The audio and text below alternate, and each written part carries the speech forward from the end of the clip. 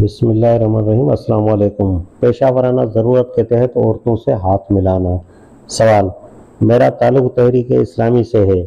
معاش کے سلسلے میں ایک ٹیکسٹائل ایکسپورٹ فرم سے وابستہ ہوں۔ میرا شعبہ مارکیٹنگ ہے۔ بسا اوقات مجھے بیرون ملک دوروں پر جانے کا موقع ملتا ہے، جہاں ان کمپنیوں کے نمائندوں سے ملاقات ہوتی ہے جو ہماری فرم کے ساتھ کاروبار کرتے ہیں۔ یہ لوگ ہمارے ملک بھی آتے ہیں۔ ان نمائندوں میں خواتین بھی شامل ہیں۔ ایک مسلمان ہونے اور تحریک سے وابستہ ہونے کی بنا پر میں ایسی تقریبات اور مواقع سے دور بھاگتا ہوں جن میں غیر عورتوں انگریزوں سے ہاتھ ملانا اور بے تکلفی سے بات چیت کرنا شامل ہے۔ میرے شعبے کے دوسرے افراد میرے اس طرز عمل پر تنقید کرتے ہیں کیونکہ ان کے نزدیک کاروباری معاملات میں یہ چیزیں نہ صرف جائز بلکہ ناگزیر ہیں۔ اس رویے کی وجہ سے میری ترقی کے راستے بھی مسدود ہو گئے ہیں۔ اس سلسلے میں آپ سے رہنمائی کی درخواست ہے۔ جواب: ڈاکٹر انیس احمد۔ غیر مسلم گاہکوں کے ساتھ معاشرتی تعلقات ہوں یا مسلمان گاہکوں کے ساتھ، اسلام نے ہمیں معاشی اخلاقیات کے جو اصول سمجھائے ہیں وہ نہ صرف واضح ہیں بلکہ برکت اور خیر کا باعث ہیں۔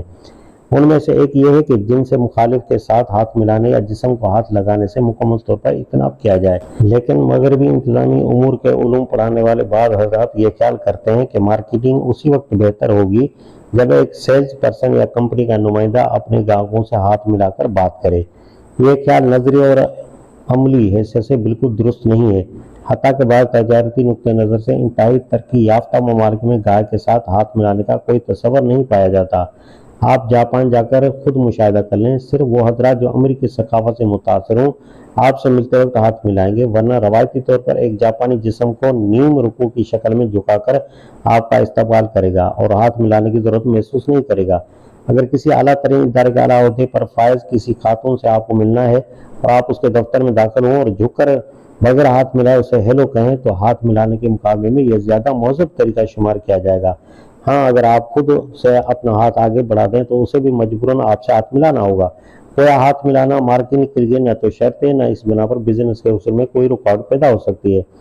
جہاں تک ترقی کے راستے مسدود ہونے کا سوال ہے، پہلے تو یہ بات سمجھ لیجیے کہ ترقی کے شرط ہاتھ ملانا نہیں بلکہ آپ نے اپنے لیے اور آپ کی کمپنی نے آپ کے لیے جو ہدف مقرر کیا ہو اس کا حصول ہے۔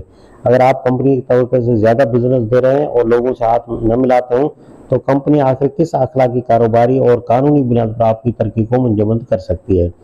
اگر آپ خود اپنی نگاہ میں ہاتھ نہ ملانے کی وجہ سے کمزوری محسوس کرتے ہیں تو یہ آپ کا اپنا پیدا کردہ مسئلہ ہے، اس کا الزام آپ کمپنی کو نہیں دے سکتے۔ کمپنی کو تو اپنے کاروبار سے کر دے، جب تک اس کا کاروبار اپنی متوقع رفتار پر چلے گا وہ محض آپ کے ہاتھ ملانے یا نہ ملانے کی بنا پر ترقی نہیں روک سکتی۔ آخر میں یہ بھی یاد رکھیے کہ رزق دینے والا رب کریم ہے، کمپنی نہیں۔ اگر آپ خلوص نیت اور اللہ پر بھروسہ کر کے اس کی خوشی کے لیے کام کریں تو وہ نہ صرف آپ کو زیادہ کاروبار دے گا بلکہ اگر آپ کی موجودہ کمپنی کسی بنا پر آپ کو فارغ بھی کر دے تو وہ آپ کے لیے اس سے بہتر رزق کا بندوبست کر دے گا۔ شرط یہ ہے کہ خلوص، استقامت اور بغیر کسی معذرت کے آپ حق پر قائم ہوں۔